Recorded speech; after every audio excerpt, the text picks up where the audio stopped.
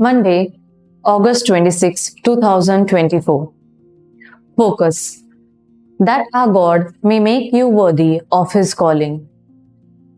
I would be a Christian if it were not for the Christians, said a delusioned Mahatma Gandhi when he was denied entry into a church in Kolkata in pre-independence times because of his caste and color. Do we not hear similar remarks today? We Christians are sometimes seen as hypocrites and self-seekers. True, it is not easy to practice what we preach.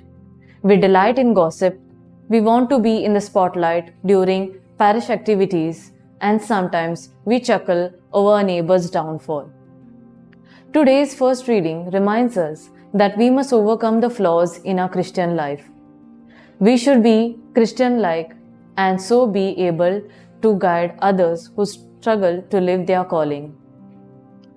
In a homily on hypocrisy, Pope Francis once suggested that we can avoid being deceitful by accepting our faults, reaching out to others, speaking the truth at all times, and praying often. Small gestures like not speaking badly of others, listening with patience, showing love for our children, although we are tired, reciting the rosary in faith, even we feel anxious, all these can help us grow in holiness. A genuine Christian life calls for perfection. Today's focus assures us of the Lord's power and encouragement to achieve it.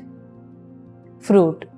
I will identify the stumbling blocks in how I live, my faith, and then take remedial action.